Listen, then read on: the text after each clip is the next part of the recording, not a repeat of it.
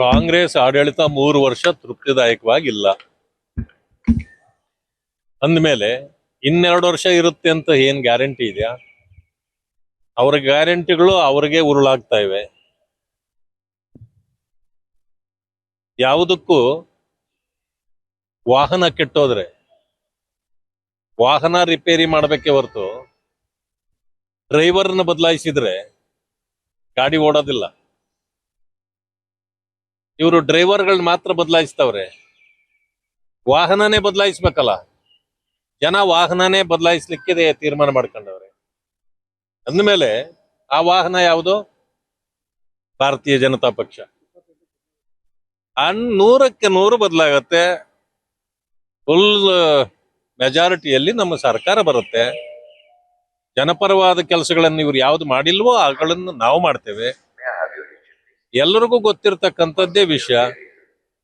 Corona ಸಂದರ್ಭದಲ್ಲೂ ಕೂಡ ರಾಜ್ಯವನ್ನ ದೇಶವನ್ನ ನಾವು ಯಾವ ರೀತಿ ನಿಭಾಯಿಸಿದ್ವಿ ಅಂತಕ್ಕಂಥ ಕಾಂಗ್ರೆಸ್ನವ್ರಿಗೂ ಗೊತ್ತಿದೆ. ಕಾಂಗ್ರೆಸ್ನವರು ಲಸಿಕೆ ಹಾಕ್ಸ್ಕೊಳ್ಬೇಡಿ, ನಿಮ್ಮ ಗಂಡಸ್ತನೇ ಹೋಗ್ಬಿಡ್ತದೆ ಅಂತ ಹೇಳಿ ಕಾಂಗ್ರೆಸ್ನವರು ಹಾಕ್ಸ್ಕೊಂಡ್ರಲ್ಲ. ಅದರಿಂದಾಗಿ ನಾವು ಜನಪರವಾದ ತೀರ್ಮಾನಗಳನ್ನು ಮಾಡ್ತೇವೆ, ಅಧಿಕಾರವನ್ನು ಮಾಡ್ತೇವೆ. ಅದಕ್ಕೆ ಇವತ್ತು ದೇಶದಲ್ಲಿ ಬಿಜೆಪಿ ಸುಭದ್ರವಾಗಿರ್ತಕ್ಕಂಥದ್ದು. ಸುಳ್ಳುಗಳ ಮೂಲಕ ಇವರೇನು ಅಧಿಕಾರಕ್ಕೆ ಬಂದಿದ್ರು ಅದೆಲ್ಲವೂ ಈಗ ಜನರಿಗೆ ಅರ್ಥ ಆಗಿದೆ. ಆದ್ರಿಂದ ಈಗ ಡ್ರೈವರ್ ಮಾತ್ರ ಬದಲಾದ್ರೆ, ಚಾಲಕ ಬದಲಾದ್ರೆ ಕೆಟ್ಟೋಗಿರೋ ಗಾಡಿ ಓಡೋದಿಲ್ಲ. ಗಾಡಿಯನ್ನೇ ಬದಲಾಯಿಸ್ಬೇಕು, ಆ ಕೆಲಸ ಆಗತ್ತೆ. ಸರ್, ಕಳೆದ ನಿಮ್ಮ ರಾಜ್ಯದಲ್ಲಿ ನಿಮ್ಮ ಪಕ್ಷನೇ ಆಡಳಿತದಲ್ಲಿ ಅಲ್ಲೂ ಸಹ 2-3 ಸಿಎಂಗಳನ್ನ ಚೇಂಜ್ ಮಾಡೋದು, ಅದನ್ನ ನೀವು ಯಾಕೆ ಡಿಪೆಂಡ್ ಮಾಡಿ ಈಗ ನಿಮ್ಮ ಪಕ್ಷ ಆಡಳಿತಕ್ಕೆ ಬಂದಿಲ್ಲಲ್ಲ? ನಮ್ಮ ಆಡಳಿತ ಸರಿ ಇತ್ತು. ಆಡಳಿತ ಸರಿ ಇದ್ದಾಗ ನೀವು ಅದರ ಚಾಲಕ ಯಾರಾದ್ರೂ ಆಗ್ಬೋದು.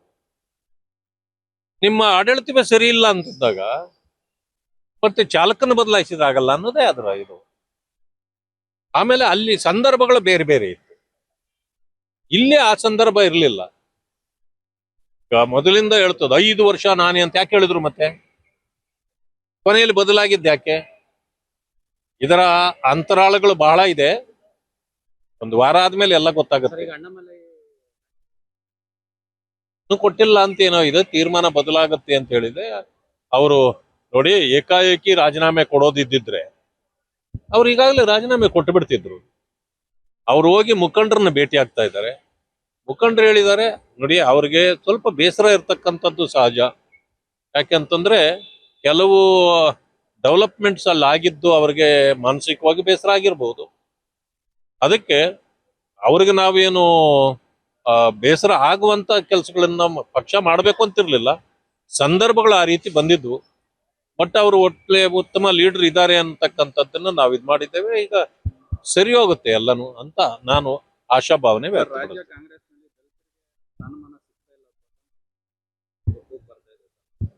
ನೋಡಿ, ಒಂದೇ ಮಾತಿನಲ್ಲಿ ಹೇಳ್ತೇನೆ, ಸತ್ತ ಎಣಗಳ ರೀತಿ ಬದುಕಬಾರದು ದಲಿತರು. ಬಾಬಾ ಸಾಹೇಬ್ ಅಂಬೇಡ್ಕರ್ ಅವರು ಮೊದಲೇ ಹೇಳಿದ್ದಾರೆ, ಕಾಂಗ್ರೆಸ್ನಲ್ಲಿ ನಿಮಗೆ ಭವಿಷ್ಯ ಇಲ್ಲ, ಅದು ಸುಡುವ ಮನೆ. ನಿಮ್ಮ ಭವಿಷ್ಯಗಳನ್ನ ಬೇರೆ ಬೇರೆ ಕಡೆ ರೂಪಿಸ್ಕೊಳ್ಳಿ ಅಂತ. ನಾವ್ ಎಚ್ಚೆತ್ಕೊಂಡು ಕಾಂಗ್ರೆಸ್ ಅಲ್ಲಿ ಇದ್ದವರು ಬಿಟ್ಟು ಓಡೋದ್ವಿ. ನಾವು ಬಿಜೆಪಿಗೆ ಬಂದ್ವಿ. ನೋಡಿ ನಮ್ಮ ಪರಿಸ್ಥಿತಿ ಇವತ್ತು ಹೆಂಗಿದೆ. 8 ವರ್ಷದಲ್ಲಿ ಇವತ್ತು ನಾನು ವಿರೋಧ ಪಕ್ಷದ ನಾಯಕನ ಸ್ಥಾನವನ್ನ ಅಲಂಕರಿಸಿದ್ದೇನೆ. ನಮ್ಮ ಪಕ್ಷದಲ್ಲಿ ಹೇಗೆ ಅಂತಂದ್ರೆ 3,000 ರೂಪಾಯಿಗೆ ಮುಸರೆ ತಿಕ್ತಿದ್ದವರು ಬೇರೆ ಮನೆಗಳಲ್ಲಿ ಅವ್ರಿಗೆ ಟಿಕೆಟ್ ಕೊಟ್ಟು MLA ಮಾಡಿ ಅವ್ರನ್ನ ಮಂತ್ರಿ ಮಾಡತಕ್ಕಂತ ವ್ಯವಸ್ಥೆ ಭಾರತೀಯ ಜನತಾ ಪಕ್ಷ. ಕಾಂಗ್ರೆಸ್ನಲ್ಲಿ ಮಂತ್ರಿ ಆಗೋದು ಆ ಮುಸರೆ ತಿಕ್ಕೋ ಹೆಣ್ಣಿಗಿರೋ ಬೆಲೆನೂ ಕೂಡ ಅವ್ರಿಗಿಲ್ಲ. ನಾನು ಹೇಳಿದ್ದೀನಿ, ಮುಖ್ಯಮಂತ್ರಿ ಸಿಕ್ಲಿಲ್ಲ ಅಂದ್ರೆ ದಲಿತರು ನಿಮಗೆ ಸ್ವಾಭಿಮಾನ ಇದ್ರೆ, ಬಾಬಾ ಸಾಹೇಬ್ ಅಂಬೇಡ್ಕರ್ ರವರ ಆ ನೀತಿ ಸಿದ್ಧಾಂತಗಳಲ್ಲಿ ನಿಮ್ಗೆ ಏನಾದ್ರೂ ಗೌರವ ಇದ್ರೆ, ಸಂವಿಧಾನದ ಬಗ್ಗೆ ನಿಮಗೆ ಗೌರವ ಇದ್ರೆ, ನೀವು ಆ ತುಂಡು ಅಧಿಕಾರಿಗಳನ್ನ ತ್ಯಜಿಸಿ ಯಾವುದನ್ನು ತಗೊಳ್ಬಾರ್ದು, ವಿರೋಧ ಮಾಡಿ ಅಂತ. ಇವ್ರು ಏನು ಮಂತ್ರಿಗಿರಿಗೂ ಹೋರಾಟಗಳು ಮಾಡ್ತಾವ್ರೆ ಅಂತಂದ್ರೆ ಅವ್ರಿಗೆ ನಾಚಿಕೆ ಆಗುತ್ತೆ. ನನಗನ್ಸ್ತಕ್ಕಂಥದ್ದು, ಮಾನ್ಯ ಖರ್ಗೆಜಿ ಅವರು ಮುಖ್ಯಮಂತ್ರಿ ಆಗೋ ಸ್ಥಾನ ಅಲ್ಲ, ಕೇಳೋ ಸ್ಥಾನದಲ್ಲಿಲ್ಲ, ಕೊಡೋ ಸ್ಥಾನದಲ್ಲಿದ್ದಾರೆ. ಅಂತ ಸಂದರ್ಭದಲ್ಲೂ ಅವರು ಮುಖ್ಯಮಂತ್ರಿ ದಲಿತರು ಆಗಬೇಕು ಅಂತ ಹೇಳಿ ಮಾತಾಡದೇ ಇರೋದು ಅವರ ಎಂತ ನಾಯಕತ್ವ ಅವ್ರದ್ದು ಅನ್ನೋದನ್ನ ಎತ್ತಿ ತೋರಿಸ್ತಾ ಇದೆ. ಭವಿಷ್ಯ ಈ ದಲಿತ ನಾಯಕರಿಂದ ದಲಿತ ಸಮುದಾಯಕ್ಕೆ ಇವತ್ತು ಅಪಮಾನ ಆಗ್ತಾ ಇದೆ. ಕಾಂಗ್ರೆಸ್ ಯಾವತ್ತಿಗೂ ದಲಿತರನ್ನ ಮುಖ್ಯಮಂತ್ರಿ ಮಾಡಲ್ಲ ಅನ್ನೋದು ಈಗ ಸಾಬೀತಾಗಿದೆ. 80 ವರ್ಷಗಳ ದಲಿತರ ಹೋರಾಟ ಇವತ್ತು ಜನರ ಮುಂದೆ ಕಾಣ್ತಾ ಇದೆ. ಇದಕ್ಕೆ ಈ ದಲಿತರಿಗೆ ಈಗ ದ್ರೋಹ ಮಾಡಿರೋದು ಬರೀ ಕಾಂಗ್ರೆಸ್ ಮಾತ್ರ ಅಲ್ಲ, ದಲಿತ ನಾಯಕರು ಕೂಡ ಸಮುದಾಯಕ್ಕೆ ಅಪಮಾನ ಮಾಡಿದ್ದಾರೆ. ಅದರಿಂದ ದಲಿತರು ಯಾರೂ ಕೂಡ ಈ ಕಾಂಗ್ರೆಸ್ ಅನ್ನ ಒಳ್ಳೆ ಇರಬಾರ್ದು, ಅವರೆಲ್ಲ ತ್ಯಜಿಸಿ ಹೊರಬರಬೇಕು ಅಂತೇಳಿ ನಾನು ಅವರಲ್ಲಿ ಮನವಿ ಮಾಡ್ತೇನೆ. ಮುಂದಿನ ಚುನಾವಣೆಯಲ್ಲಿ ಬಿಜೆಪಿ ದಲಿತ ಕ್ಯಾಂಡಿಡೇಟ್ ನ ಅನೌನ್ಸ್ ಮಾಡುತ್ತೆ. ನಮ್ಮಲ್ಲಿ ಹೋರಾಟ ಬೇಕಾಗಿಲ್ಲ. 80 ವರ್ಷ ಹೋರಾಟ ಮಾಡಿ DCM ತಗೊಂಡ್ರು ಲಾಸ್ಟ್ ಟೈಮ್. ಅದು ಕೂಡ ಕಾಂಗ್ರೆಸ್ ಕೊಡ್ಲಿಲ್ಲ. ಕುಮಾರಸ್ವಾಮಿ ಅಧಿಕಾರಕ್ಕೆ ಬಂದ ಮೇಲೆ ಕೊಟ್ಟಿದ್ದು DCM. ನಮ್ಮ ಪಕ್ಷದಲ್ಲಿ ಹೋರಾಟವೇ ಆಗಿರಲಿಲ್ಲ. ಕಾರಜೋಳ ಅವ್ರನ್ನ DCM ಮಾಡಿದ್ವಲ್ಲ. ಹಾಗೆ ಏನಾದ್ರೂ ಪವಾಡಗಳಾಗೋದಿದ್ರೆ ಅದು ಭಾರತೀಯ ಜನತಾ ಪಕ್ಷದಲ್ಲಿ ಮಾತ್ರ ಸಾಧ್ಯ.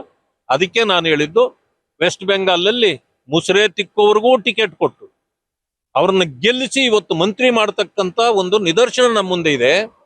ಅದಕ್ಕೆ ಹೇಳೋದು, ಯಾವ್ದು ಇಲ್ಲಿ ಹೋರಾಟ ಮಾಡಬೇಕಾಗಿಲ್ಲ. ನಾಯಕತ್ವ ಎಲ್ಲರನ್ನೂ ಅರ್ಥ ಮಾಡ್ಕೊಳ್ತದೆ, ಯೋಗ್ಯರಿಗೆ ಯೋಗ್ಯ ಸ್ಥಾನಗಳನ್ನು ಕೊಟ್ಟೇ ಕೊಡ್ತದೆ.